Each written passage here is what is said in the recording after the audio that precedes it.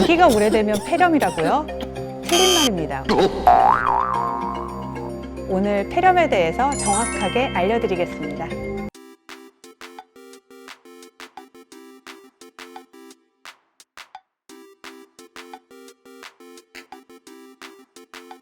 안녕하세요. 건강지킴이 건강수사반장 전지혜입니다.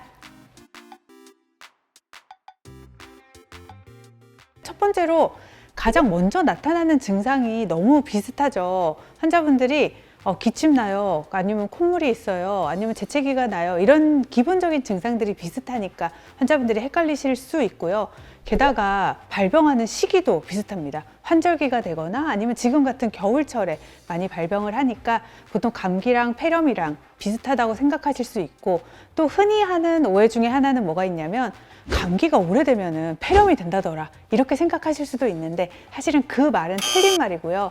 물론 감기가 오래돼가지고 합병증이 생겨가지고 폐렴으로 발전을 하거나 흔하지 않은 경우에 그렇게 될 수는 있지만, 감기가 오래되면 폐렴이 된다? 사실 그 말은 틀린 말입니다.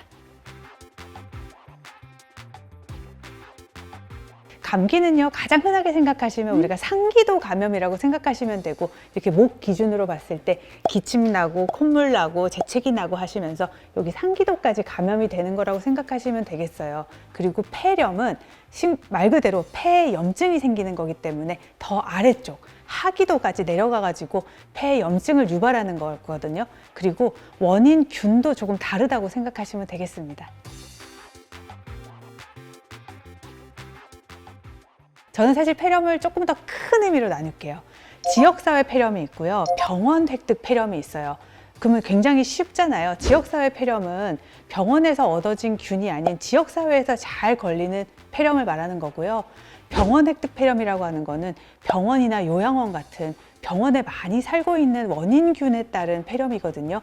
그러면 어떻게 생각하실까요? 병원에서 얻어지는 폐렴이 조금 더 고약한 균일 것 같고, 고약한 바이러스나 이런 거겠죠. 그래서 이 두 가지 폐렴에 의해서 치료 방법이나 원인균도 다르다라고 보시면 될 것 같고, 이렇게 원인이나 방법을 나누는 이유는요, 그거에 맞춰서 치료 방법도 나뉜다, 그거 치료 방법이 나뉘기 때문에 그렇게 나뉘는 겁니다. 폐렴을 검사하는 방법은요, 아까 말씀 크게 드렸던 것처럼 사실은 세균이나 바이러스 말고도 사실 기생충이나 뭐 결핵에 의한 폐렴, 더 깊게 나뉘면 더 다른 세부 방법들도 있거든요. 그래서 원인균을 정확하게 찾아야 된다 이러면 객담 도말 검사, 우리 가래를 뱉어가지고 그거를 이제 원인균을 찾는 방법들이 있겠고요. 그거 말고는 이제 가래를 뱉지 않더라도 우리가 영상학적으로 CT를 찍어보면요, 이제 세균이 만드는 폐렴이나 바이러스가 만드는 폐렴이나 아니면 결핵균이 만드는 폐렴이나 아니면 기생충이 만드는 폐렴들은요, 각각 특징적인 모양들이 있거든요. 그래서 꼭 그 균을 도말하지 않더라도, 배양하지 않더라도 영상의학적인 모양을 봐서 아, 이거는 세균에 의한 폐렴이겠다, 바이러스에 의한 폐렴이겠다, 이런 것들이 있어요. 바이러스에 의한 폐렴은 자연적으로 회복되는 경우도 있기는 합니다.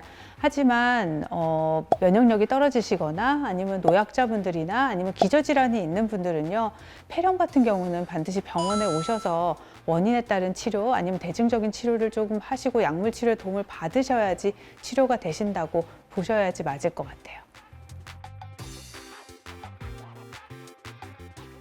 감기는 아까 제가 말씀드렸던 것처럼 이렇게 상기도에 국한된 거기 때문에 대증적인 치료, 우리가 기침이나 콧물이나 뭐 가래나 이런 것들에 따라서 조금 대증적인 치료를 해주면 보통 일주일이면 보통 자연적으로 회복이 되고요.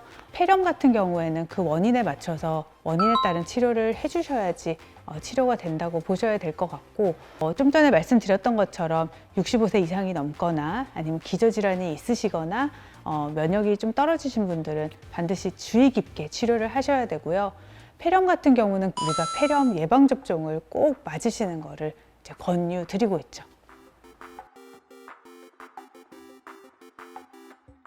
폐렴을 예방하는 예방접종은 폐렴 구균 예방접종이라 그래서 나라에서 적극적으로 홍보를 하고 있고, 65세 이상이 되시는 분들한테는 나라에서 무료로 한 번 놔주고 있어요.